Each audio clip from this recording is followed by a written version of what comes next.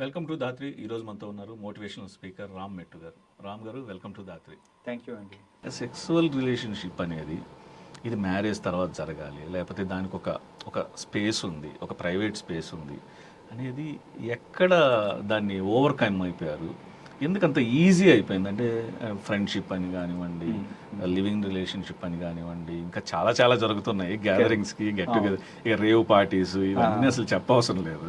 అంటే ట్రెండ్స్ అనేటివి ఈ సెక్సువల్ లైఫ్ని ఎలా అసలు అంటే ఒక నార్మల్ లైఫ్ నుంచి ఒక విధమైన ఎక్స్ట్రీమ్ లైఫ్కి వెళ్ళిపోతుంది యూత్ అనేది.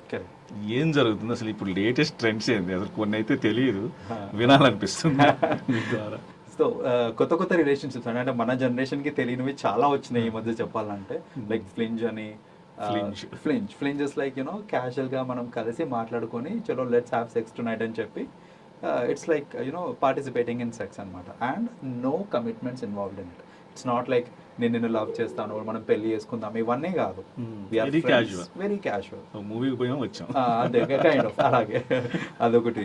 సిచ్యువేషన్షిప్ అని ఒకటి ఉంది. సిచ్యువేషన్షిప్ ఇస్ మోర్ లైక్ ఆ సిచ్యువేషన్కి ఆ మూమెంట్లో అలా అయిపోయింది. అంటే బోత్ ఆర్ డ్రంక్, ఆ టైంకి అది అలా అయిపోయింది. లేదా బోత్ ఆర్ సింగిల్, అంటే you broke up, I also broke up, both of us are single now, both of us are going through some bad phase.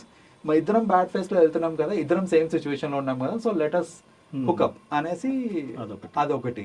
So అలా డిఫరెంట్ అండి. ఇప్పుడు మన లివ్ ఇన్ రిలేషన్షిప్స్ అనేసి చాలా టైప్స్ ఆఫ్ రిలేషన్షిప్స్ వచ్చేసినప్పుడు అయితే దీనికి main reason ఎందుకు ఈ మధ్యన ఇది ఎక్కువ అయిపోయింది అని అంటే, అండ్ ట్రస్ట్ మీ నార్మలైజ్ అయిపోయింది. లైక్ ఇంతకుముందు ఏంటంటే ఈవెన్ సోషల్ నెట్వర్క్లు అంటే ఇట్లా రీల్స్ చూస్తూ ఉంటే నువ్వు సింగిల్గా ఉన్నావా, సింగిల్గా ఉండి ఏం పీకడానికి, నీకోసం ఎవరో వెయిట్ ఏంటి అసలు. సో అది దట్ ఈస్ వాట్ అంటే నార్మలైజ్ ఎలా అయిపోయింది అని అంటే, ఇంతకు ముందండి మామూలు రిలేషన్షిప్ అంటే నేను ఎవరినైనా లవ్ చేస్తున్నాను అంటేనే ఇంట్లో వాళ్ళకి తెలిస్తే గొడవ అయిపోతుంది అని తెలియకుండా మాట్లాడడమే పెద్ద గగనం. సో తెలియకుండా మాట్లాడడం, తెలియకుండా కలవటము అంతవరకు ఉండేది. ఇంట్లో తెలిస్తే లేకపోతే నలుగురికి తెలిస్తే ఏమవుతుంది అనేసి ఆ భయమే లేదు కదా. ఆ ప్రైవసీ అంతకుముందు ఉండేది, ఇప్పుడు ప్రైవసీ కూడా లేదు. భయం లేదు, ప్రైవసీ లేదు. ఏంటంటే జనాలు ఇప్పుడు మీరు మాదాపూర్ సైడ్ వెళ్ళారంటే కనుక 90% ఆఫ్ ది ఫ్లాట్స్ అన్నీ కూడా లివ్ ఇన్ రిలేషన్షిప్స్లో ఉండే వాళ్ళే ఉంటారు. అంటే దే ఆర్ ఓకే. లైక్ ఇద్దరు కలిసి పైకి వెళ్ళటము, కలిసి బయటికి రావటము. ఇంతకుముందు ఏదైనా రూమ్కి వెళ్ళాలంటే అండి, ఇప్పుడు హోటల్ రూమ్స్కి వెళ్ళాలి అని అంటే ఒక కైండ్ ఆఫ్ గిల్ట్ ఉండేది. లైక్ ఇప్పుడు ఎవరన్నా నలుగురు చూస్తున్నారా, అసలు రిసెప్షన్లో వెళ్ళి మాట్లాడాలంటేనే అసలు మాటలు వచ్చేవి కావు. It's totally different game all together అది రూమ్కి వెళ్ళాలంటే. ఇప్పుడు అండి రూమ్స్కి వెళ్ళిన తర్వాత లైక్ ఒక రీసెంట్ కేసు ఒకటి చూసాను నేను. వాడు ఏంటంటే 16 years అబ్బాయి, 14 years అమ్మాయి, వాళ్ళకి రూమ్ ఇస్తలేరు అనేసి హోటల్తో గొడవ పడుతున్నాడు వాడు. అరే మీరు మేజర్ కాదురా నేను ఇయ్యనని వాడు. సో అంటే ఇలాంటివి మనం ఎన్నో చూస్తున్నాం మనము. ఏంటంటే యాక్సెస్, ఈజీ యాక్సెస్. ఇంతకుముందు లేదు. ఇప్పుడు ఏంటంటే ఆన్లైన్ బుక్ చేసుకోవచ్చు, ఎవరితో మాట్లాడే పని లేదు. ఆన్లైన్ బుకింగ్ చేసేసుకొని నా ఐడి కార్డ్స్ అప్లోడ్ చేసేస్తే డైరెక్ట్గా రిసెప్షన్ దగ్గరికి వెళ్తే కీ ఇచ్చేస్తారు. Financial stability, yeah. So money కూడా ఏంటంటే ఈ మధ్యన ఆల్మోస్ట్ ఎవ్రీ యంగ్స్టర్ మనీకి కొరవలేదు వాళ్ళకి. So they have lot of ways of money. ఇంట్లోంచి కావాలంటే ఇంట్లోంచి, నా దగ్గర డబ్బులు లేవు అని అంటే యాప్స్ నుంచి కూడా తీసుకుంటారు ఈ మధ్య. మనీ లెండింగ్ యాప్స్ కూడా ఉన్నాయి, దాని నుంచి తీసుకుని తర్వాత రీపే చేసుకోవడం ఏదో చేసుకుంటున్నారు వాళ్ళు. అదొకటి. ఎకనామికల్ అయిపోయింది. రూమ్స్ 800, 500, 1000 రూపీస్ కూడా దొరుకుతున్నాయి ఈ మధ్యన. అంతకుముందు ఒక రూమ్ కావాలంటే 2000, 3000కి తక్కువ దొరికేది కాదు మనకి. అండ్ అక్కడ ఏంటి, మోస్ట్లీ ఎల్డర్లీ కపుల్, మ్యారీడ్ కపుల్స్కి మాత్రం ఇచ్చేవాళ్ళు. ఫిల్టరింగ్ లేకపోయేసరికి ఇప్పుడు ఏంటంటే ఎవరన్నా తీసుకోవచ్చు room for even Arli basis కూడా తీసుకోవచ్చు. Forget about day. నేను జస్ట్ 2-3 hours కోసం కావాలంటే ఇంకా తక్కువ రేట్లో దొరికేస్తుంది నాకు. సో ఇంత అవైలబిలిటీ ఉండడం వల్ల ఏంటంటే ఇది ఫస్ట్ ఆఫ్ ఆల్ బాగా విచ్చలవిడి అయిపోయినాయి ఇలాంటి రిలేషన్షిప్స్ అన్ని, ప్రీ మ్యారిటల్ రిలేషన్షిప్స్ అనేసి. రెండోది ఏంటంటే జనరల్ సైంటిఫిక్ ఇది చూసుకుంటే కనుక మన జనరల్గా మెన్ అండ్ ఉమెన్, లైక్ ఒక బాయ్ ఆర్ గర్ల్, మెచ్యూరిటీ అనేది అంటే అది ఫిజికల్ బాడీ వైజ్ కానివ్వండి, మెంటల్ మెచ్యూరిటీ కానివ్వండి, సమ్వేర్ ఇన్ టీన్స్ వాళ్ళకి మెచ్యూరిటీ వచ్చేస్తుంది. 14, 15, 13 వాటెవర్ ఆ టైంకి ఫిజికల్ మెచ్యూరిటీ, అమ్మాయిలు కానీ అబ్బాయిలు కానీ వాళ్ళకి మెచ్యూరిటీ అనేది వచ్చేస్తుంది వాళ్ళకి. ఆ సెక్షువల్ ఫీలింగ్స్ అనేది వాళ్ళకి అప్పుడే స్టార్ట్ అయిపోతాయి ఇక్కడ. Like the craving to have sex అనేది అప్పుడే స్టార్ట్ అయిపోతుంది. మన ప్రీవియస్ అంటే పాతకాలంలో చూసుకుంటే కనుక మ్యారేజెస్ అదే ఏజ్లో అయిపోయేవి కూడా, లైక్ అవును. 14, 15, 16 ఆ టైంకి మ్యారేజ్ అయిపోయేవి. అది తప్పు అనేసి చాలామంది అనేవాళ్ళు. అండ్ వాట్ ఎవర్ రీజన్స్ ఇప్పుడు ఏంటంటే ఆ ఏజ్ ఆఫ్ మ్యారేజ్ అనేది పోస్ట్ పోన్ అయిపోయింది. ఇప్పుడు ఏంటంటే జనరల్గా చూసుకుంటే ఆన్ అన్ యావరేజ్ కరెంట్ టైమ్స్లో చూసుకుంటే 25, 26, 27 అమ్మాయికి, 28, 29, 30 అబ్బాయికి ఈ వయసు వచ్చేదాకా వాళ్ళు పెళ్లి చేసుకోవట్లేదు. But body will keep demanding for sex obviously, like because వాళ్ళు 13-14 ఇయర్స్కే మెచ్యూర్ అయిపోతారు. అప్పటి నుంచి wait until I get married and then have sex అని అంటే అది ఇంప్రాక్టికల్ అయిపోతుంది ఇప్పుడు చెప్పాలంటే.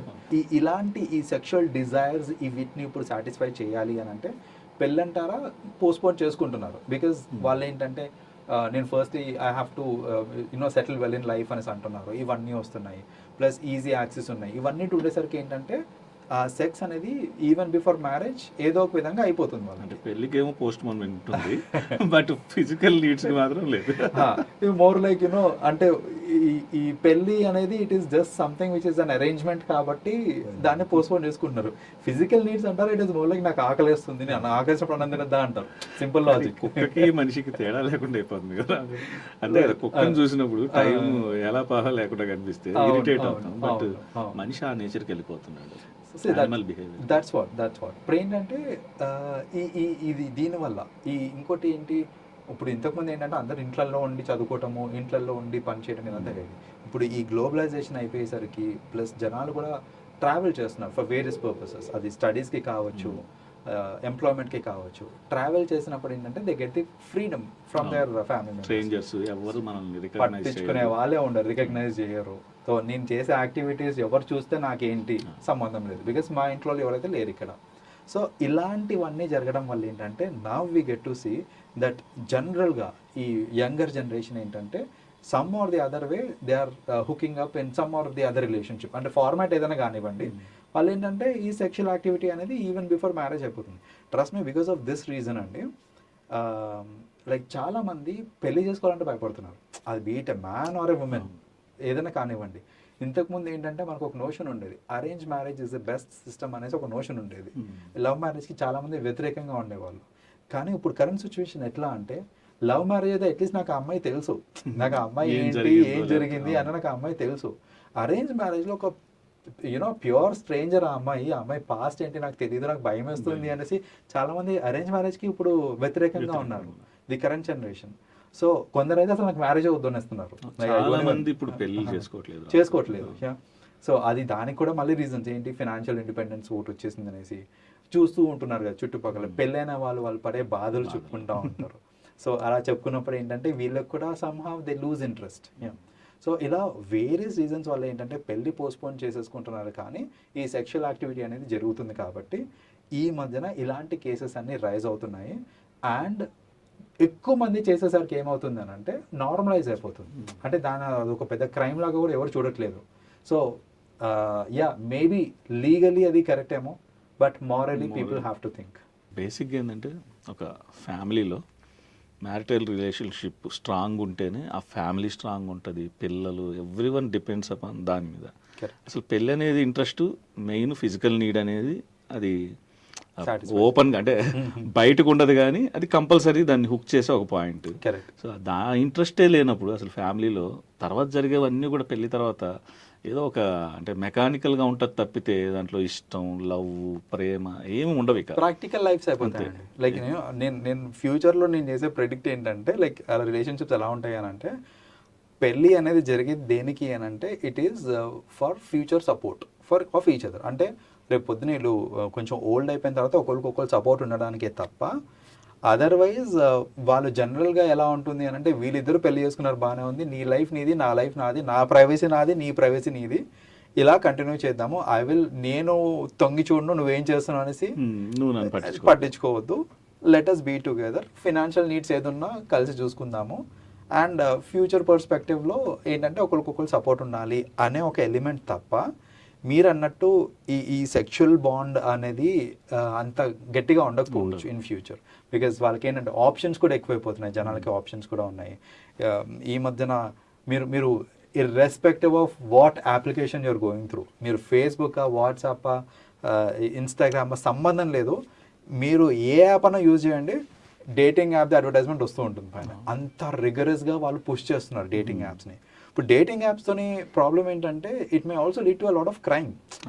ఇప్పుడు నేను యూజ్ చేసి ఒక ఎక్స్పర్సన్ని కలిసినప్పుడు ఆ ఎక్స్పర్సన్ నన్ను యూనో ఏదైనా ఫిజికలీ హెరాస్ చేసినా, లేకపోతే ఏదైనా రేపు పొద్దున వీడియో తీసి నన్ను టార్చర్ పెట్టినా కూడా ఈ ఇంప్లికేషన్స్ అన్నీ చూడకుండా యంగర్ జనరేషన్ ఏంటంటే అన్నిటికీ విచ్చలవిడిగా యూజ్ చేసుకుంటూ అంటే they are not even having control on what they are doing. So అలా కాకుండా కొంచెం ఆలోచించాలి. వాళ్ళకి ఏంటంటే అట్లీస్ట్ మన ఫ్యూచర్ జనరేషన్కి ఈ ఎడ్యుకేషన్ అనేది చాలా ఇంపార్టెంట్ అండి. అసలు సెక్స్ ఎడ్యుకేషన్ అనేది చాలా ఇంపార్టెంట్. మన పేరెంట్స్ దగ్గర వచ్చిన వాళ్ళు చేసిన మిస్టేక్ ఏంటంటే సెక్స్ ఎడ్యుకేషన్లో సెక్స్ అనే వర్డ్ రాగానే దాన్ని కొంచెం రాంగ్గా చూసేవాళ్ళు. అరే సెక్స్ ఏంట్రా ఏం మాట్లాడుతున్నావు అనేసి, అంటే దాన్ని ఒక దీనిలాగా కప్పి పెట్టేవాళ్ళు. అలాంటి ఎడ్యుకేషన్ లేకపోవడం వల్ల ఇప్పుడు వచ్చే ఈ కరెంట్ జనరేషన్ ఏదైతే ఉందో అవన్నీ వాళ్ళకి ఏంటంటే వాళ్ళకి తెలియట్లేదు ఏమీ అసలు.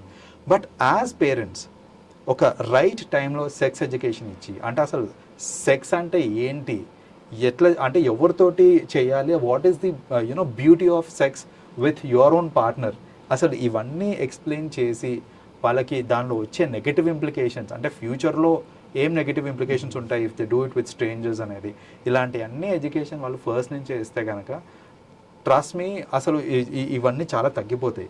ఆ ఎడ్యుకేషన్ ఇంకా అవగాహన లేకనే mostly we get to see ఈ యంగర్ జనరేషన్ ఏదైతే ఉందో అన్నిటికీ విచ్చలవిడిగా పార్టిసిపేట్ అవుతున్నారు. థ్యాంక్ యూ రామ్ గారు, thank you so much for your valuable information. Thanks.